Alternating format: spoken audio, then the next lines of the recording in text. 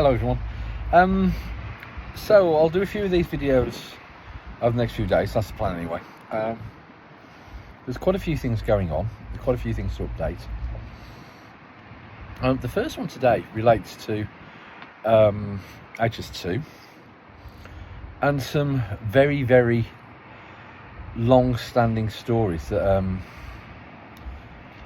are moving forward. It takes a long time. Yeah, there's a lot of that actually in these of things that started a long time ago that finally get some moving forward.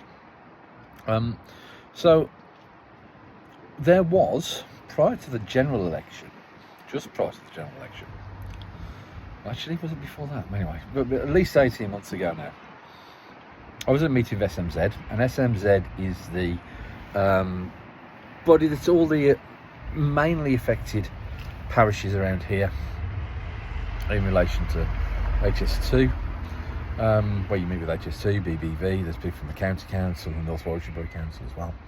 And these meetings are held every 6 weeks, 2 months around issues, and obviously Water Orton is always one of the major talking points, because amongst the most affected parishes, we're pretty much the most affected parish. So a lot of things going there. Now, there was a discussion around 18 months, 2 years ago,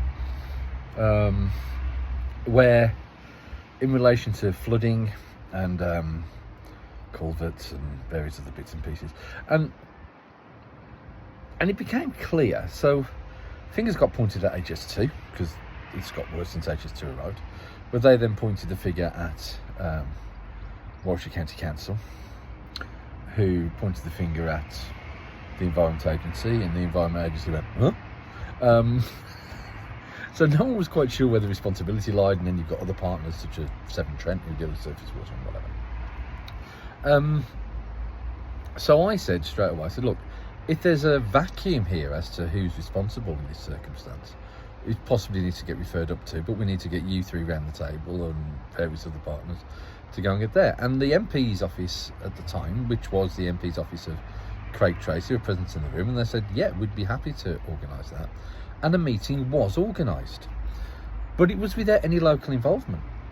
So, and we found out about the meeting in advance. And bearing in mind, this is an SMZ-led meeting. It was done at the behest of SMZ. It was an SMZ task that the MP's office took on. And we desperately tried to get an invite. And there was emails, there was phone calls, there was all kinds of things. And you give people the opportunity to come back in the right possible way, but then you escalate and ramp up your action. I remember basically banging on the door of the office telephonically and speaking to someone there, and I said, look, you can't have this meeting without anyone local, because you don't know the issues. And we've got a very, very patronising response, like, oh, why do you think that we don't know the issues? And I said, because we've seen it before, is that we see that an excuse or a rationale comes in and you are not in a position to challenge it, and you'll accept it and you'll go, oh yes, this is the reason. We'll go, well, we've heard that reason before, which isn't true. So you have to be in a position to there, and we're happy to brief you if you don't want us there, but we can't understand why you don't. But why can't we turn up? And eventually we just ran out of time and the meeting took place and nothing came of it. Now, fair play to Ian Thomas, the chair of the SMZ. He turned around and said, this isn't acceptable. We needed to it's our meeting. We should have had an invite to that meeting. And then there was a general election, and Craig Tracy is no longer our MP, and the new MP's office took it up. Now, again, then it comes with great difficulty, because those parties who think there was nothing to do with them to start with, get them to turn up to 2 meetings when they didn't even want to turn up to one, or turn up to the second one because it just wasn't done properly, is very, very difficult. But fair play, is that they kept at it and they turned it around, and finally, last week, we had that meeting. And what came out of that very, very clearly was, where there was a potential vacuum of responsibility, there wasn't a vacuum of responsibility. The responsibility lied squarely for all of these issues with Warwickshire County Council. And their officers have done various reports, which, are now out of date, but they're a good starting point, and we were able to question and challenge and bring things forward. And there's a recognition that solving the problem is not going to be easy. There's a difficulty with land ownership. There's a difficulty with, multi-ownership. There's a difficulty with identifying things. There's a difficulty there, and there is the biggest difficulty as well, is that it's going to cost some money. But in relation to the land ownership, we've got a way forward on that, and we can offer help and support on a local basis to identify that. But we've moved that forward so it's not going to be a barrier to the work. And we've also asked for all of the different things that need to be done in terms of works to solve the problem relating to Attleborough Lane, relating to Plank Lane, relating to Birmingham Road, and relating to other matters. We've asked for an overall list of works that would need to be done. Now, that doesn't mean they are going to be done, because again, there's the question of funding and all that kind of stuff. But SMZ and the Parish Council and me as Borough Councillor and others can start to leverage an action on that if we know exactly what needs to be done. Whereas just having, well, this is the first step, now we need to do that, now we might need to do this, that might need to happen there. And all of these stages, you again going back to this time when people leave and have to refight the various arguments and reassessments or whatever. If we actually know exactly what needs to be done, we can look to see if we can get it done and push through. And that is where we came out of it. So, is there a solution right now? No. Is there a solution that's enactioned? No. Do we actually know what that solution is going to look like? Yes. Hopefully. That's the plan. And then we can actually go and see what we can do about it. And it's ridiculous that it's taken this kind of length of time, but we now have the ability to try and take things forward in a way that, one of the biggest problems I feel that we've got here is, and one of the biggest frustrations I think that everyone feels, is that they feel that they're not being heard. They feel that they have no agency. They feel that all of the things that are happening are being done to them, and they have no ability to influence or have their voice heard.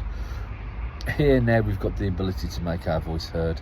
We've got the ability to try and see if we can move these things forward, to get the agenda moved, to actually be at the table in these discussions and start doing that. So yeah, there is progress there. So I hope that's positive.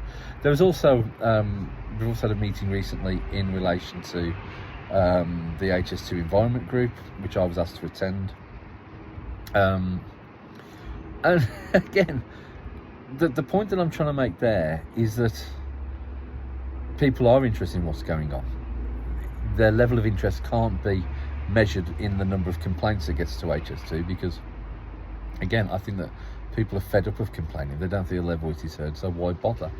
And it's almost like taking back a certain element of control in not doing something, whereas we need to change that again and actually make it show that action is worthwhile and people are listened to and people are there, acknowledged.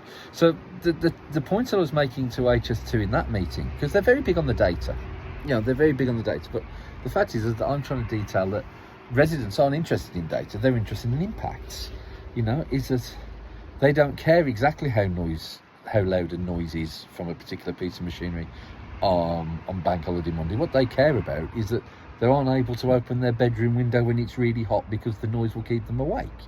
They don't care that they're outside of or that the registered levels of dust are negligible beyond a certain level when their car's mucky the day after they've washed it. It's impacts that people are interested in. And that was interesting. That did get some kind of traction within the meeting, and people realised this, and also, therefore, the responses need to take account of that. I've had it before where I know they've said where people talk about noise, or they talk about dust generation or whatever, or they talk about the smell, and I point out that the first word that there's missing from their response is sorry. Where they've been responsible for something that has caused discomfiture or a lack of ideal, and there's no acknowledgement that they've had a part to play in that, or that they actually feel responsible, or they're actually sorry for it. So we've talked about messaging as well, and hopefully that will take some kind of impact in how they actually answer queries and actually they answer complaints and steps that come from that. just to give one point of example, is that, and this isn't, I'm going to take it out of Waterloo for a second. We're going to move up the road. We're going to move to Kingsbury, where there is a site there where they do an awful lot of the construction in relation to concrete. And there are people there complaining about white dust on their cars. And you sort of think, white dust, concrete, makes sense. And the response that comes from HS2 is they say, yes, there is some dust there. They take a lot of stuff to do it. And most of the dust is confined to within 30 metres of the plant. And you sort of think, okay, closer that it is, the more dust you're going to get, yeah? And how the level of dust goes down from there. And then when you get to 250 metres away, the level of dust can be listed as negligible. And you sort of like say, yeah, the further away you go, the less dust there is, and after that point, there is none. So, and that makes sense, and everyone can sort of like buy into that to a certain way. And then they'll turn around and they'll say, so the dust must come from another source. You say, well, what source does it come from? They said, well, maybe the Sahara Desert. And you suddenly think, well, the Sahara Desert is a darn sight more than 250 metres away. And we know that there's going to be an issue in relation to, updrafts and thermals across northwestern Africa, and it gets up into the ionosphere and then travels around. Yeah, I get that. But the fact is that on a simplest messaging, people just see muck on their cars, and they said, well, it can't be from us, it must have come, because we're too far away, it must have come from 3,000 miles away. It doesn't add up in people's minds. So we've worked out in terms of how they need to work on their messaging, how they need to work on their actions, and then actually start taking some kind of responsibility for those outcomes, so that people are closing the windows, that people are having to wash their car more, that people are impacted by the noise all the time. The fact that at night, noise that might be at the same level it is during the day coming through your equipment actually is more noticeable, because there is less background noise, and it is standing out all the more. So yeah, all those stages come through. So there are steps being taken, there are messages being made, those messages are beginning to gain some kind of traction. What that now leads to is the next step. You have to give people the opportunity to improve, and also the opportunity to fail. And if they do fail, then you take it back on and you grind it up again. So those are just some steps in relation to HS2, and I'll talk about other areas, including climate change, local government reorganisation, and other matters over the next couple of days. But take care, all the best, and I'll speak to you soon. Bye bye.